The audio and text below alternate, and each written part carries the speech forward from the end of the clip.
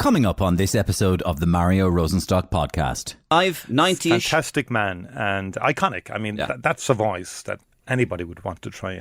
And do you still do Micheál Martin? Can you do him? I can do him, but I'm under strict orders. You're not going to catch me. From him? No, from everybody, the family in particular. Micheál Martin has the ball now. Micheál Martin, he looks at his advisor. The advisor's saying no. Micheál Martin's on the 20. Micheál Martin's on the 15. The advisor's waving his hands. The advisor, they go to Hawkeye. The advisor says kneel. Micheál Martin is down on the ground. He's kneeling. He didn't understand that your man was speaking Irish. He can't get down on the ground.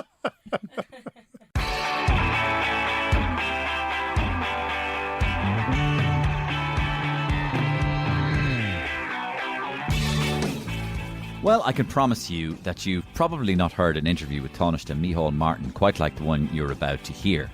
Listen, an awful lot of what he said about political issues is already on the public record, so I wanted to kind of obviate that. That doesn't mean to say I didn't ask him one or two tough questions, which I did, but I wanted to try and get a different kind of interview out of the person, a more personal interview. And I found him to be a person of very good fun, easy to be around, and to me it seemed a person of essential decency and integrity. As I said, though, I did put one or two tough questions to him as well, and one or two things that I feel particularly strongly about. He's good crack. We rarely get to see that side of politicians in the Dáil and or on current affairs shows, and we certainly did get a taste of it in this episode. He talks about his love of impressions, which really surprised me. I didn't even know that. He even does a few impressions for us, impromptu and unprepared. He tells me what he thinks of my Gift Grub caricature of him. He also talks about his relationship with Leo Varadkar behind the scenes, a time he spent in the north trying to understand the unionist perspective, the return of Bertie Ahern, getting into bed with Sinn Fein and Mary Lou, and lots more. They had their own concentric circles and you dance around and stop. Ask a man in front of you who's the biggest influence in his life. And so I said my father and so on. And who was on opposite me but David Irvine, loyalist. Yep. Kirsty Spence was my favourite, my mentor. I met him on Crumlin Road Jail. And I'm saying, okay, yeah, let's get to know this guy. That's pretty good. Why do you do that thing with your hands where you kind of go like this with your hands? You often do that. I do. Not as much now. Yeah. Because you keep on imitating me. You know what I mean? You do that thing as if you're... Yeah, you did on the late with me. I did. I did. You do it as if you're... Someone said I do express with hands. You do, yeah. No, that's good. It's a sign of an intelligent person, actually. Is it? Yeah. We shouldn't be talking about this, Bertie. Mario, can you ask him, will you? But we shouldn't be talking about this. I mean, would you back him? I never liked talking about the presidency when Micheál, would you back him? Incumbent president. Would you back him? Could he be a Fianna Fáil? Could he be a Fianna Fáil candidate? Well, as you know, no. You're doing your stuttering again. You're actually literally avoiding the question. Sinn Fein are happy to be a bridge over troubled waters for Fianna Fáil, Micheál. They asked, but would the bridge be steady? The last one. I could say worse, but I won't. We actually covered so much ground in this interview, and he gave me so much of his time that we stayed in studio chatting for over an hour and a half. So we've decided to break the conversation up into two parts. The first of which you're listening to right now. I really think you're going to hear a side to Micheál Martin that you may not have heard before. And listen, I hope you enjoy the chat. Before we get to it, though, this is where you get exclusive comedy sketches on the Mario Rosenstock podcast. And what was the big story this week? Well, there's so much going around. There's golf, there's rugby, there's the budget coming up. But you know what? What about the €159 million Coke haul off the Cork coast? Well, Wexford coast first and then the Cork coast. Which was it? But anyway, Eamon Dunphy is on the case on his podcast, The Stand. Hello, this is The Stand with Eamon Dunphy. Now, one of the biggest drug hauls in Irish history was made this week off the coast of Cork. We're joined now by probably Ireland's most renowned crime correspondent. That is, of course, John Giles. Eamon. John, €159 million of cocaine. Yeah. What do we know, John? I think it came up from Panama, Eamon. Yes, that's a lot of coke, John. Yeah, but what I want to know is, why would anybody want to sniff cocaine, Eamon? Well, apparently it makes people, I've only heard that it makes people feel better, John, maybe feel great. Yeah. Well, can they not feel great without it, Eamon? I mean... Yes, Yes. And it's called cocaine, Eamon. So Yes. why are they calling it all these other stupid, fancy names that I'm hearing? Yeah. What names, John? Well, I'm hearing blow, Eamon, for starters. Yeah. Snow. Bolivian marching powder. Yayo. I mean, what's yayo, Yes, Eamon? yes. Bouncing powder, John. The devil's dandruff. Yes. 8-ball. Rock candy. No, that's crack, John. Crack cocaine. It's no crack at all, Eamon. Just call it what it is. Cocaine. I'm just glad it didn't end up in Dublin, Eamon. I mean... Yes, it's very fortunate it didn't end up here. And Yeah. just goes to show what I've always believed, John, Yeah. that you can't get good coke in this town. Thanks, John. So, okay, thanks to Eamon and John. Now, John, crime correspondent, that would be a good one. So let's head over now to studio to hear part one of my fascinating chat with Tánaiste Micheál Martin. He's a big fan of impressions and of accents as well, would you believe? So just before we kicked off the interview properly, we were chatting about the Waterford and Cork accents. So let's drop in on it right there. Origin of accents and everything. And like Waterford would be like Waterford, there. How is it going there by? But they pronounce de Baudelaire. And that's very French. L'air, de Baudelaire. Right? So the Waterford would take the French, de Baudelaire. How'd you define the Cork one then? Well, you know, man, the Cork is the one that's given to Barbados and all that. So, like, all the ministers went over from Cork to Barbados, and then they started getting the language and the accent like the Cork fellas. So basically, you hear that Jamaican accent there. Sure, that's half Cork. I'm with Tánaiste Micheál Martin. Tánaiste Micheál Martin and myself are talking about accents. You're intrigued by accents. And welcome to Mario Rosenstock's podcast. Thank you for joining. Thank you very much indeed. Yes. Thank you. You were saying there about the first time what you saw it on television. Yeah, I think the first time that we really noticed you taking off me was a great moment during the 2011 general election. It's Willie O'D, it's Vincent Brown, and it's yours truly. And I'm in an altar boy outfit. I had just. Do you know why you were in an altar boy outfit? Well, that's a matter for you. I mean, because I thought that you were kind of a holier than thou, cleaner than clean figure within Fianna Fáil that was going to clean up the. Let's say that the uglier bits of Fianna Fáil, and that you were the kind of local parish priest that's going to come in, like in John B. Keane play or whatever, and clean them up. God forbid. And but anyway, you ended up doing. But it was the happiest moment of the election. The election was terrible, as you know. We lost an awful lot of seats, and it was in the middle of the crash and all of that. I remember the kids were younger at the time, and they thought it was fantastic. The sketch. Yeah. And when I got home, like, they wanted to replay it and watch it with me. They thought this was very good. Yeah. The highlight of the campaign. you in an altar boy outfit. In the altar boy outfit. Yeah. But I think Willie as well, like, you know. And of course, I got caught during the election taking off the Chinese accent. Well, let's just. I'm not going to do it again. No. Let's just stick on this remote, because this is where I wanted to jump off with you on this podcast. Tánaiste Micheál Martin. I was reading a little thing about Mick Clifford wrote a little article, and then I just caught this bit of the article, and in it he said that you were always a fan of mimicry and impersonations. Is this true? Absolutely, yeah. When I was a young child and a youngster in school, the big one was Ian Paisley. I could do a great Ian Paisley at 13 years of age. Wow. Can you do it now? I could, but I'm not going to try. How about if I gave you a little bit of Jerry Adams? And I can remember before the dressing room when I played with Nemo Rangers, and for some weird reason the selectors would say, Micheál, give us a blast of Ian Paisley there, will you, before the match, you know? And I would literally go and Ulster will be right. You know, Ulster will be right. Is it something like that? And I'd be roaring and screaming. And the selectors got a great kick out of it, you know? Yeah. And then in school, I suppose I was always interested in mannerisms, how people deported themselves. If we had a free class, and I went to Closh Street, you get the odd free class that time, particularly if you're out in the prefabs in the yard. And I would start taking off. I'd go up to the top of the class and I'd start mimicking the teachers. Oh, yes.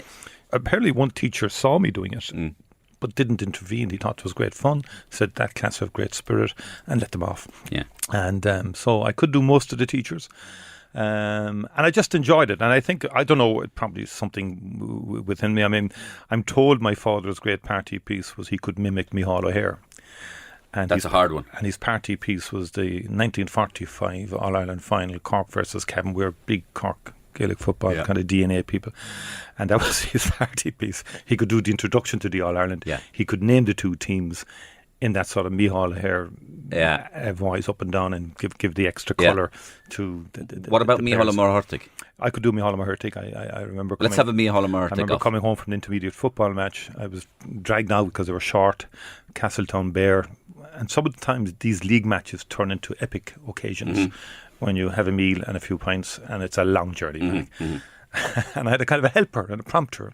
And I interviewed on the bus in a Micheál here accent. Micheál Martin or Murderhertig accent, Yes, sorry, yes. Micheál Murderhertig accent. Who's still alive, 90-ish. Fantastic man and iconic. I mean, that's a voice that anybody would want to try and... And do you still do Micheál Martin? Can you do him? I can do, but I'm under strict orders. no. You're not going to catch me. From him? No, from everybody, the family in particular. Micheál Martin has the ball now. Micheál Martin, he looks at his advisor. The advisor's saying no. Micheál Martin's on the 20. Micheál Martin's on the 15. The advisor's waving his hands. The advisor, they go to Hawkeye. The advisor says kneel. Micheál Martin is down on the ground. He's kneeling. He didn't understand that your man was speaking Irish. He can't get down on the ground. Fantastic. Well done. Very good. Let's get to the meat of it all. Oh yeah, first corroborate a story. This is behind the scenes stuff. You see, you and I got into a lift this morning. Yes. And with your advisors, so nothing I can say can be taken off the record. Yeah. And that lift has been the source of so many moments.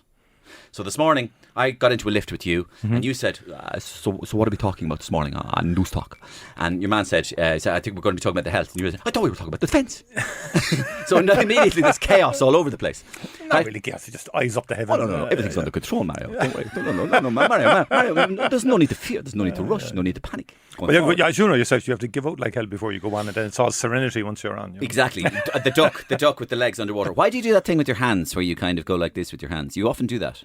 I do. Not as much now, because you keep on imitating me. You know what I mean? You do that thing as if you're... you did on the late with me. I did. I did. You do it as if you're... Some would say I do express with hands. You do, yeah. No, that's good. It's a sign of an intelligent person, actually. Is it? Yeah. I've done some research on this, that people who use their hands a lot are very intelligent. No, corroborate a story for me. So that lift, in 2011, I got into that lift. Yeah. And just as it closed, a foot came and got in the lift. Two men got in. One of them was an advisor and the other was Brian Cowan. 2010, Taoiseach. The lift lasted 5 seconds.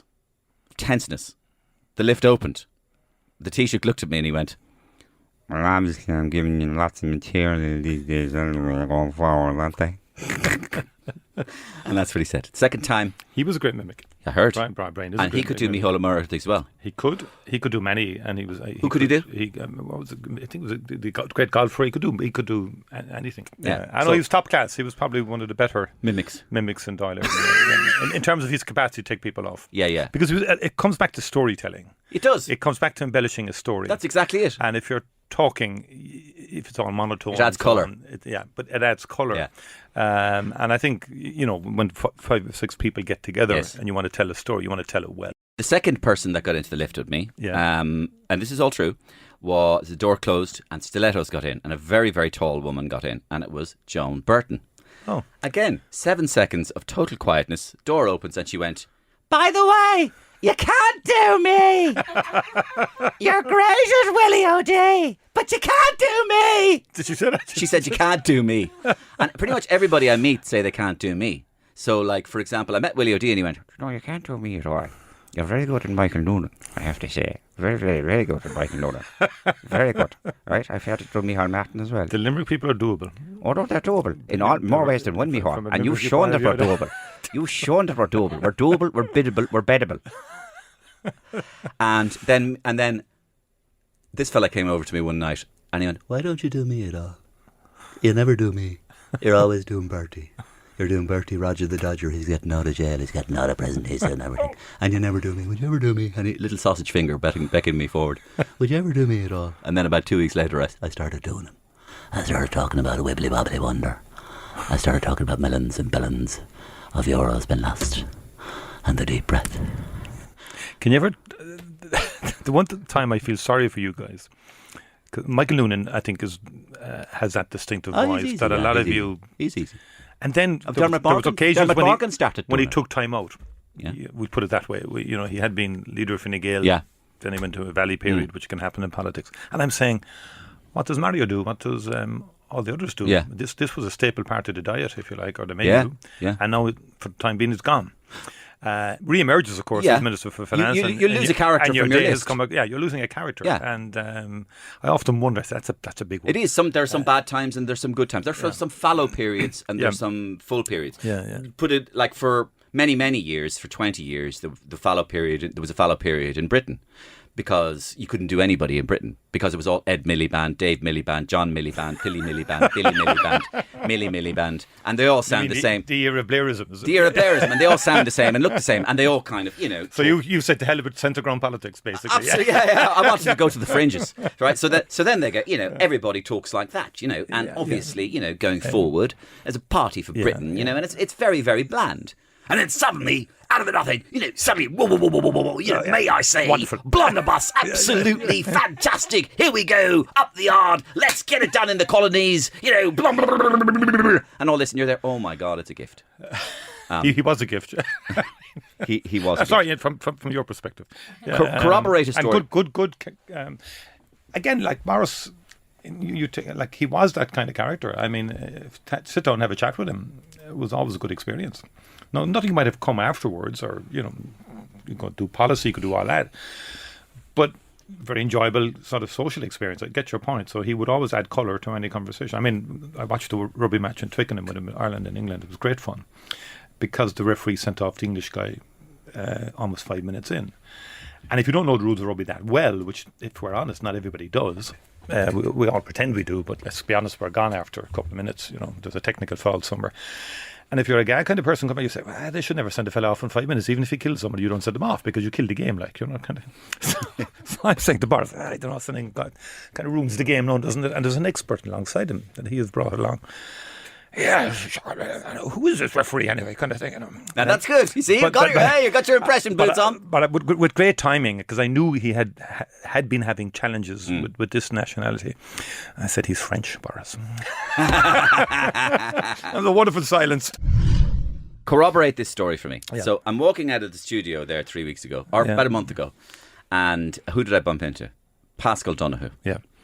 And Pascal Donoghue in person is actually a very, very warm and friendly person, right? So he throws his arms in the air like this and he smiles and he goes, Mario, let me tell you a story about something that happened to me, and it's a very, very, very interesting story. So there I was going to meet the Taoiseach, Micheál Martin, and Micheál Martin is absolutely punctual, absolutely to a T. He is never, ever, ever late. Is that true? I can't corroborate that. Anyway, I said, I'm going to be late to the meeting, and the reason I'm going to be late to the meeting was I had to pull over onto the side of the road and listen to a Gift Grub sketch featuring myself at a Christmas party and Micheál Martin. I got to the meeting with the Taoiseach and he wasn't there. He was late. Anyway, 6 minutes later, he turns up and he says, I'm very, very, very sorry. Sorry, I can't do Micheál Martin. I'm very, very, very sorry that I'm late, but I had to pull over onto the side of the road because I was listening to a sketch of you, Pascal, with me at the Christmas party. Do you remember that, Micheál? I do. Oh, do you? Yeah, So I do. Yeah, that's true. Yeah. So Pascal wasn't lying. No, and Pascal wouldn't lie. So that is a true story. Yeah. Oh. But you do a very good Pascal. Yes. And Pascal is as true. I enjoy meeting Pascal, and he, in many ways, what you get in a private conversation is very similar to what he said in public. Very straight guy. Will you put on your headphones there? Oh my God, I will. Yeah. We have some callers who are listening in. Can you lower that a bit there? That's very low there now. Yeah. Okay, ready? So Yeah. Leo's on the line. Say hello to Leo. Yeah. Hello, Leo. Yeah. Hi, I'm Micheál. How are you? You're sounding great. You're really getting good at podcasts. Yeah, to go and look, I can teach anytime, Leo, and I have a new one coming out on the budget, and Great, that sounds really it's shameless coffee. It's stimulating. Oh, can't wait. It'd be fantastic. Yeah, absolutely brilliant. Yeah, well, it's all about fiscal control, Taoiseach, and I know I have plenty of fiscal control. Thanks, and all of Micheál. that. I know you do as well. We leave that to Pascal anyway. So Pascal is the fiscal man. I just wanted to ask you: do you ever think that you and I might do a two-hander together? Podcast. The look of that, Leo, mightn't be great, Well, I mean, we've kind of been doubling up for the last couple of years anyway, haven't we? Yeah, well, we've retained our identities and our we can still in the particular podcast. thing and Well, all of you know that. the way Vogue Williams and Joanne McNally do. My therapist ghosted me. Oh God, yeah. Sorry. On the Late Late Show, isn't it? Yeah. Yeah. They have a podcast called My Therapist Ghosted Me. So I know. Sorry. yeah, maybe we could do The Electorate Ghosted Me, or don't know. Hey, what do you think of that? Would you go for it? I have my own journey, Leo. Well, Leo raises a very interesting point there. Thank you, Leo. He's gone. Leo raises an interesting point there. Are you interested in continuing the present government? Am I interested in continuing the present government? Yeah. I think each party will go individually to the next election. I think I am interested in the type of policies that this government is pursuing. It could very well be these three parties, but I think the fundamentals on climate, the fundamentals on in terms of enterprise economy, and also a fair economy, and that would be my view: pro-European Union, pro-enterprise, and above all, making sure that we get housing and health improved, along with the existential crisis, which is climate. So, given the numbers, Fianna Fáil would go back in with Fine Gael, given the numbers. Or at least would look at it. Well, we'd look at it. Of course we would, yeah. Basically, and if the policies align, it has to be about policy. And I know you talked earlier about other... How do you get on with Leo? How do you get on with Leo, and how has your relationship changed? I get on well with Leo. And has it changed, the relationship? It has, yeah. Yeah, how?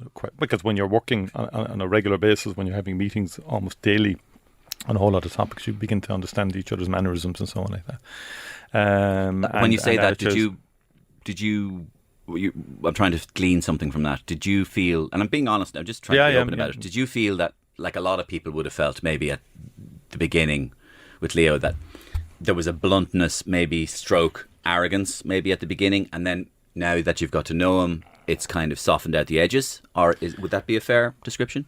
Yeah, I think there would be a sense of maybe... which is understandable, that he would have been had a partisan view of life as well politically. When you're in opposition versus government, you tend to look at things through a different lens. That's inevitable. When you have to work together in a government and work through policies and get into the detail, and particularly during a period like COVID, when it's daily and it's hour-long meetings and it's phone calls and all the rest of it, you get to understand each other much better. But all of the time, of course, there are essentials that each party leader has to look out for in terms of their own political situation within their own parties, within the base, as we use that phrase. But yeah, I mean, you operate through a different lens, through a different experience, and that colours it. Quick question. This is just for a dilettante in politics, right? I like observing the whole political situation, political spectrum from the outside. To answer this question, right? So this is an undergraduate debating society question. I put it to you, let's say, right? Yeah. That that the political landscape, a lot of the other parties have eaten Fianna Fáil's lunch. Fianna Fáil's place in Irish society is not as secure as it was in terms of identity. Fine Gael has maybe eaten its economic lunch. Sinn Fein has eaten its Republican values lunch. What would be your take on that? What is Fianna Fáil standing for that is different to Fine Gael? I don't buy any of that in terms of people eating our lunch. I think the world has changed. I think the world has evolved. Society has evolved. Participation in political parties has declined, not just in Ireland, all over Britain, all over Europe. We have a lot more movements forming as opposed to classic traditional political parties. So we've all got to try and navigate that. In terms of, I mean, the idea that someone eats our Republican lunch sort of almost narrows the definition, or narrows the concept of republicanism. Like, no one has eaten my lunch in that respect, because I've been very consistent in terms of having learned over the years. It's about uniting people. It's about reconciling with people. It's about understanding people that we didn't understand when I grew up. It was Brits out. That was simple. It was lovely. You'd sing all these ballad songs. Martyrdom was key, and get the Brits out and everything will be sorted. But you learned throughout the 70s and the early 80s. And when I went to the North as an undergraduate student, I went up and I met every single political party. I, a bit naively, met social workers in the Shankill and in West Belfast. And I remember meeting unionists in their living rooms, and they roaring at us, so rightly saying, like, how would you like it if it was your uncle, because he's wearing a uniform, is murdered? You leave saying there are different perspectives here. This isn't simple. And I remember years later with Enda Kenny and others, and there was 12 TDs went up, and we met 12 unionists in Corramila, which is a reconciliation centre organised by the Quakers. And they had their own concentric circles, and you dance around and then stop. Ask a man in front of you who's the biggest influence in his life, and he, you. So I said my father and so on. And who was on opposite me but David Irvine, loyalist. Kirsty Spencer's my favourite, my mentor. I met him in Crumlin Road Jail. And I'm saying, okay, let's get to know this guy. That's pretty good. And then I got to know Irvine. David Irvine was the man with the moustache. Yeah, he was it PUP or Progressive Unionist Party? Yeah. But he was so far ahead, I thought myself, in understanding us. Because we then had a great exercise the following day. We were told, 12 TDs, look, put up everything on the blackboard that you think about unionism, what comes to mind. And I always remember, I think it was Dermot Ahern or someone said, unsmiling, they don't smile. So put it all up on the board. They put loads of stuff on their blackboard. And I remember, was it Ender, someone said, let's give us 5 minutes to get out of here before they see what we've written, So they come in and they look, we do smile. I can think. And then they said, Irvine was saying, you're good money politics, good money. I said, what are you talking about, good money? And they meant good man and all that kind of stuff. And the Beef Tribunal and all that was live at the time. Yeah. See? Larry so Goodman. then we got to break it down. And they thought the parish priest wrote my speech every weekend.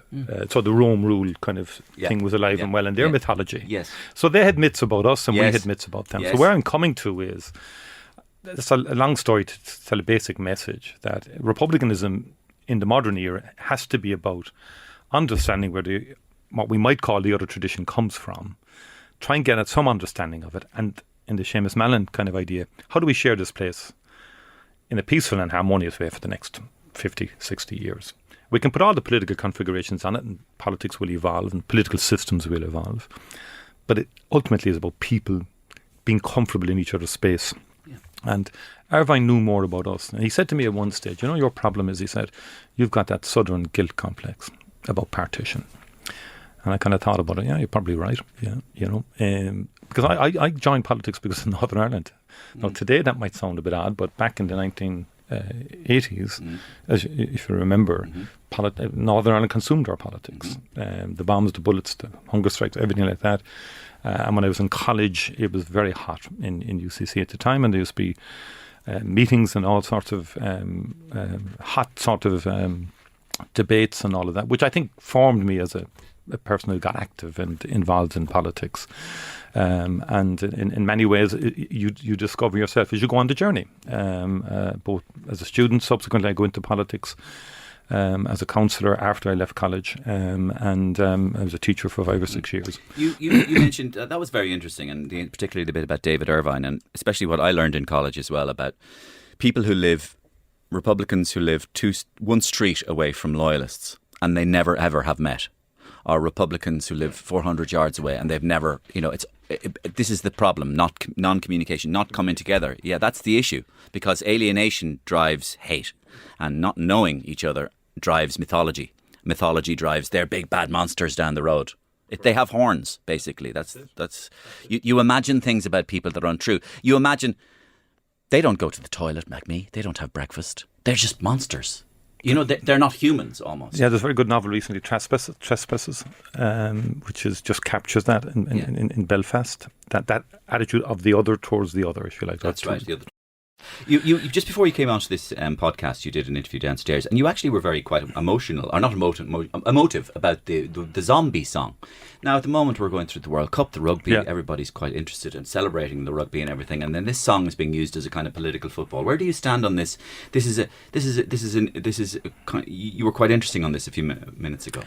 Well, I'm very taken back by the negativity about it and the opposition to it, and then I asked the basic question: why can't we just celebrate a win? And what's wrong with the song, Zombie? And in many ways, I was reading Dolores O'Riordan saying, she was a young person that was horrified at the death of a young child from a bomb, and wrote as a human being about it, not politics.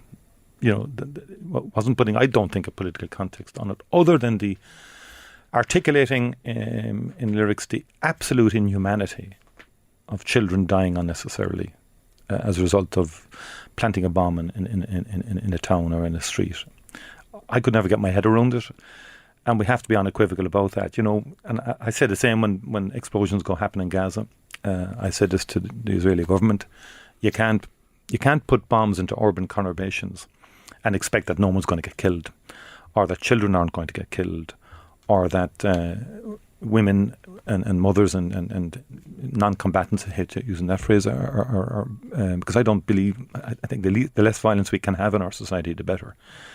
So it's rather depressing that in the context of a fantastic, outstanding win against South Africa, which really stirred the nation, that somehow we end up in a debate about the merits or demerits of what I think is a wonderful piece of music and songwriting by a talented artist who this country was proud of. It's also a Limerick song. It's a Limerick song, which of course reflects and Limerick is Munster rugby. Yes, exactly. I mean, this is the origin. This is where it's coming from. This is where it's coming from.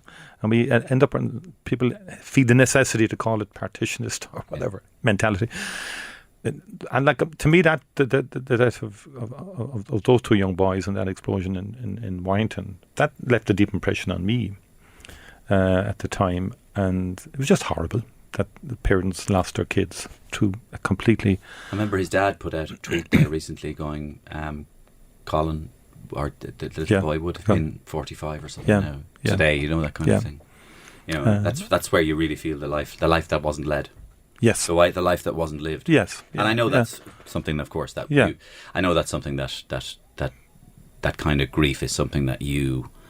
have been very familiar with in your life as well, and that's been well trodden ground and everything. And by the way, the way you've talked about that in the past has been nothing short of full of dignity and well done for doing that. Yeah. Just to say to you that, like, I was back from the Middle East recently, and out there I met the parents of, this is very interesting in the northern context. It's a book by a Paragon by Colin McCann, and the two main characters are fathers who lost their daughters, one to the Israeli forces and one to a jihadist bomb in Jerusalem. They came together. Arab and Israeli came together, Jew came together, and formed parent circle. And the point being, you know, let's stop the killing of children into the future. And that's, I think that's what Dolores O'Riordan was kind of saying. Absolutely. To that end, more calls coming in. Listen, there are a lot of callers online. It's like Liveline. I believe you. Oh. It's like Liveline here today. There are good afternoon to you. My screen is lighting up. Everybody wants to talk to Tánaiste Micheál Martin. Everybody wants to talk to him. So do you know we've on the line with Mary Lou McDonald on the line? Say hello. Hello, Mary Lou. Gurmila Mahagut, Tánaiste, Ballyeri Galer. Very interested in what you're talking about. Very interested to hear your views on Zombie. Great. I think it's time we cut to the chase here, Tánaiste. I'm going to ask you the question. The election is coming. Change is coming. Are you or are you not willing to get into bed with me? Voulez-vous coucher avec moi, Tánaiste? En wallat dul in Sunlaba, le Mary Lou. Well, Mary Lou, the fact that you regard me really as the sort of change coming is really gratifying. I wasn't referring to you. Well, you just said that you need change. Let's not dilly-dally. And you want me to be part of it. Enough of the foreplay. You know, that's... She raises a good point now, Micheál. I'm going to take it over from here. So, is there... would you go into government with Sinn Fein? No, I think there are policies... You're doing that thing again where you do the stutter. Whenever you're unsure about what to answer, you do. I think you're overdoing that. And there you're doing it again. Come on, answer the question. I'm being very straight that their policies are not reconcilable with ours. I think they're anti-enterprise genuinely. Yeah. I think their instinct would be in a crisis to go for the tax weapon. They would start taxing rather than doing what might be necessary in terms of efficiencies and so on like that. I think they're anti-European. I mean, they voted against every European Union treaty, but what they now say is, we're critical. We're members of Europe, but we're critical, whatever that means. So I think there's a lot of lifting up the bonnet and saying what is under the bonnet in terms of actual Sinn Féin policy. That's what I'm asking, Tánaiste. When are you going to lift up the bonnet and have a good look? Oh, I've done that. I'm doing that, you know. And above all, as we discussed earlier, they really have to deal with the narrative of taking the gun out of Irish politics, not triumphalising it, as they do too much, in my view. I had Micheál McDowell on last week. Yeah. And that was fun. Different category. He has a great sense of humour. He has. But he was really, really very interesting on a number of subjects. And probably the most emotive of those subjects was Sinn Féin. So could I ask you just to comment in good faith, because what I'm telling you, he said, you probably would recognise what he said, but I want your take on this. He told me, he said, without a shadow of a doubt, he said Sinn Fein is a non-democratic party. They are handpicked. The leader is handpicked. She was handpicked by outside forces. Do you agree? Their leadership has been handpicked. That's not a secret. That's well known. There hasn't been a contest either north or south for the leadership in terms of Michelle O'Neill's position or in terms of Mary Lou's position. To put it charitably, they do contrive situations where they don't have elections for key positions. So it's very deliberative. They do their strategic sort of look at what's needed now in their eyes in terms of leadership positions and so forth. And it seems that certain people are told this is not your time and this is not your turn. He believes that were they in government, key decisions would be made from the outside, not the inside. There clearly is a Politburo there. It's a very democratically centralised. Sorry, that democratic centralism was the phrase that was used, which the Workers' Party had in a previous iteration of that party, where there's a control at the centre. Now, I think that will probably moderate over time in terms of if a party gets bigger and so on like that, it gets more difficult control. We've seen that in recent times with TDs resigning, from Sinn Fein. He said until recently they were told they weren't. Some of them weren't wearing ties, and they were told you've got to start wearing ties now. Yeah, and there was I thought an unhealthy control over salaries and all that kind of thing as well, where newly elected TDs were literally told where they want to stay. Here's the operation. Here's how we run things. Okay. And also, there is an issue, you see, which means other political parties are more fluid in the sense that, like the Fianna Fáil Parliamentary Party, Fine Gael Parliamentary Party, others, the TD who's elected by the people is more central or more. The fact that the person is elected by a broader electorate is respected within the party structure. Within Sinn Féin, the TD is one of another operative. I mean, the officials or volunteers or workers are seen on the same status. Now, that to me is a significant issue in terms of parliamentary democracy, because when I'm elected as a TD, yes, I'm elected as a Fianna Fáil nominee, I'm a candidate for Fianna Fáil, I get elected for Fianna Fáil ideas, but I'm always very conscious that I represent a broader electorate. And I can't become a sort of a complete puppet of the party. And there are times when I don't feel that Sinn Féin have quite made that transition. Parliamentary democracy really is about the power of the ballot box ultimately on the individual. And look, people will vote with the party for majority times, but we all know throughout our times, TDs respond to a wider audience, which is correct in a parliamentary democracy. Exactly. So that sort of tension is there within Sinn Féin, I think, still. When I say tension, the balance is more... It sounds like you broadly agree with the balance Michael is McDowell then. It's party first. Yeah. All right. At all times. Gotcha. Now, he then said, they are a wolf in sheep's clothing. If they could get elected into power, they stand for state socialism. They'll nationalise everything. They'll tell half the foreign investment to F off out of the country. And etc.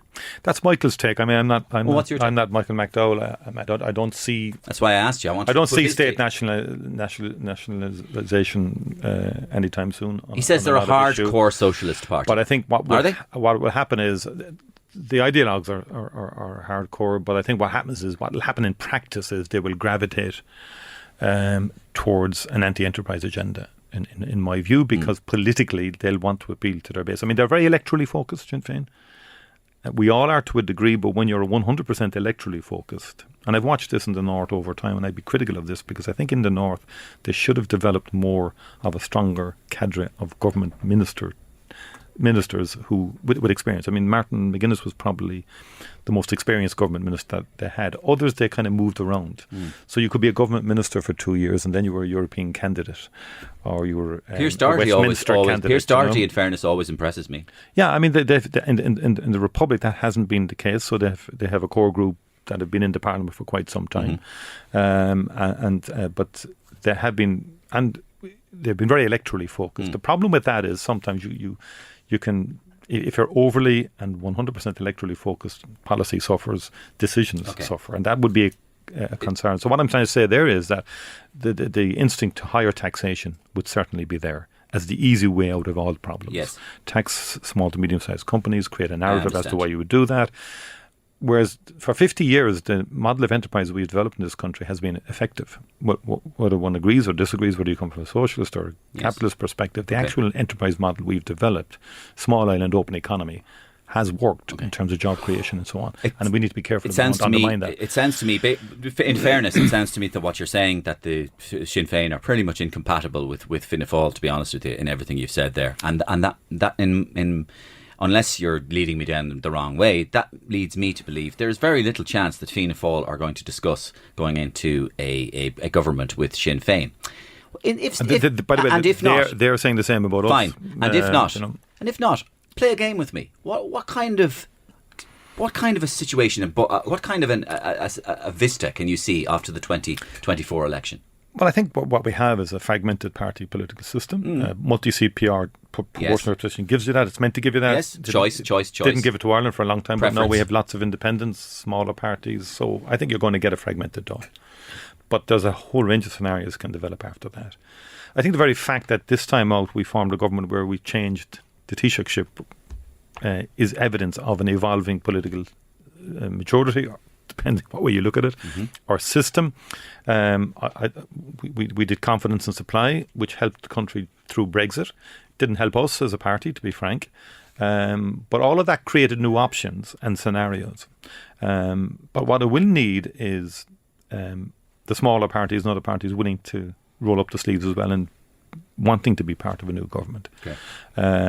Whereas last time out, not all parties wanted to be in the government. And certainly in 2016, not all parties wanted to be in government. Okay, new caller on the line. You ready? Yeah. This is Bertie Hearn has just called in. Don't you want to say hello? Hello, Bertie. How are you? How are you, Micheál? Jesus, this is a fantastic podcast altogether.